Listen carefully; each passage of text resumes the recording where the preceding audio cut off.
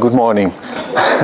I realized the other night that it was 83, like I said, 1983, that I for the first time met Audrey. It was, there is every year, there is a summer week like this one in Holland for the class teachers to prepare for the school year to come. And there was Els Gutkens giving a workshop on children with learning difficulties, and she had invited a friend. We didn't know who that friend was, but you know, those of you who know Els, there's always something special. Els has invited people doing things for her. And there was this lady, and you know, I was 27. So this was a funny lady from England, and she looked like Agatha Christie's, what's her name? Miss Marple. Yeah. That was the impression, the first, you know, you're a young teacher, you think, what's that? But she was so nice and so friendly. And then I was there and we did all these funny exercises with spirals on the floor and with copper balls, and you didn't understand anything of it. So, but anyway, there was some click between what she brought. She was so friendly and so nice, let's say that. And different from Els, though.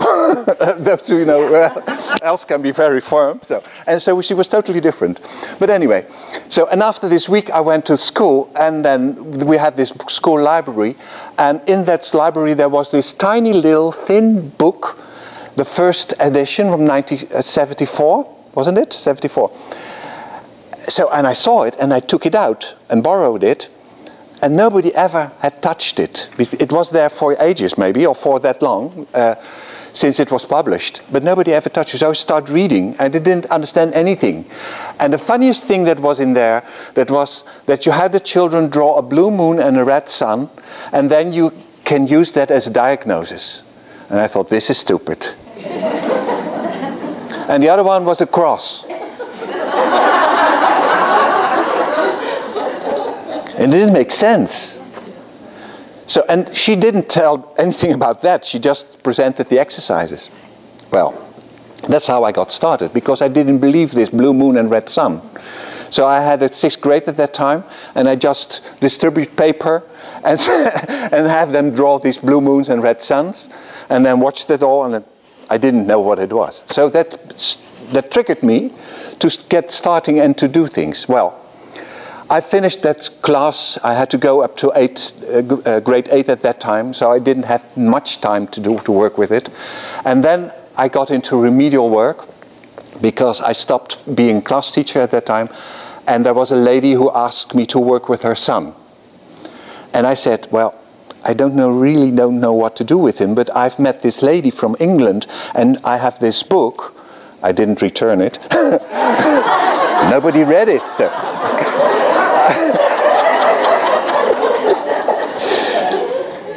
Maybe I could use some of these exercises. And this woman said, well, do anything with him, it's okay. So, and I started with this boy, and don't spread the word, but it was really with the book in the hand, with the instructions reading in English, and then translating him to Dutch and having him do exercises. So that was just the beginning. But the funny thing was, I worked with him every week, but the boy changed. And other people noticed it, that this boy was changing.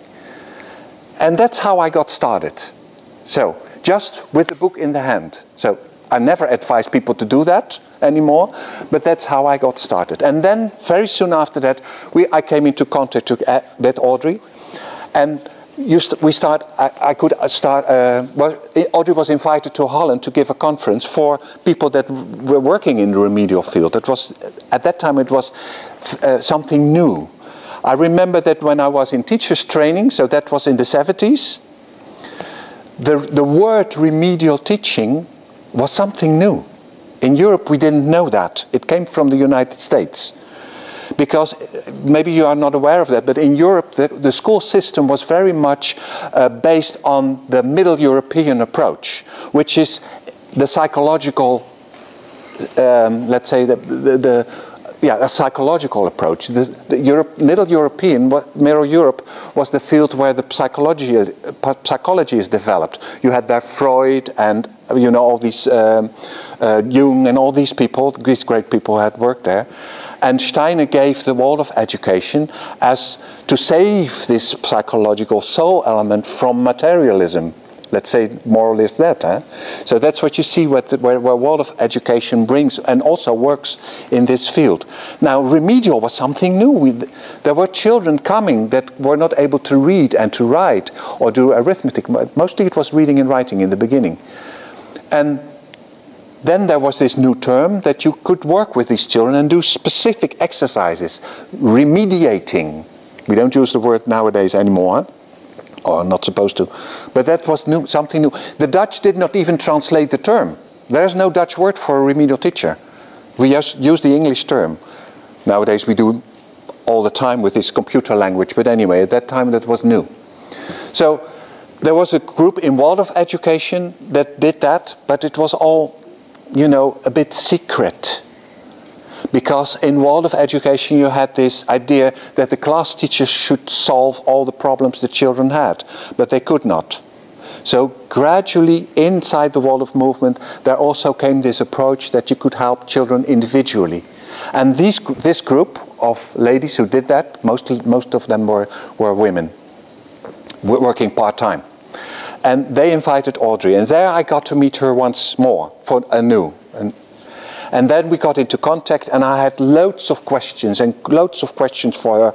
And sometimes she said, "Oh, I don't remember," because she lost what she had found. She had the concept, and she had the exercises, but how she got to certain things she couldn't remember. And then there was this Colisco conference, and we all met from all corners of the earth and met and came together in Stuttgart, and there we made the decision to start working together. Isn't it so, Ingen? And Lalaji was there, and Mary Jo was there, and who else? I can't remember, but anyway. Monica Ellis. Who? Monica Ellis. Yeah, of course, Monica Ellis. And that's how we got together, and from that idea came this idea of coming together in England. That was a conference at the house of Monica Ellis. But we had put Audrey on a chair, and we bombarded her with all our questions. And we gave her the time to give us answers.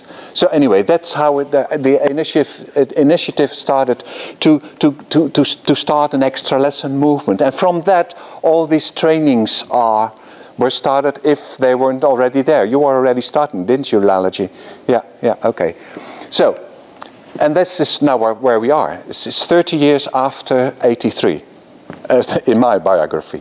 So, now, what is important for our work, I think, is that we are part of the educational stream, let's say that. You have to be conscious of the fact that before 3 years, everything that was remedial work was under the medical section. In Steiner's times, they started the curative educational movement, and Ita Wegman was involved.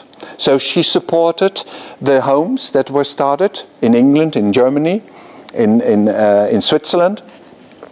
And there was a special class in the Stuttgart school, but that was also under the medical section. And Audrey always said, what I have developed is not medical. It is for the children that are in the normal school, because they don't have these constitutional problems. It's a learning problem, and it's something different. It is different. Now, 3 or 4 years ago, in contact with Christoph Wiechert of the Pedagogical section, we were able to bring the remedial work under the Pedagogical section. That's just recent. So, and that brings me also to the source, and that's where I wanted to start, if you don't mind, to the source of the pedagogical movement, and that's the first lecture cycle Steiner gave in Stuttgart for the Waldorf teachers. And that's where I want to start, and then gradually build on what we are working with, just to give us background ideas for the practical work. So if you don't mind, I'll start somewhere up there, and then gradually, and in our conversation and here, we will come back to the practical as well.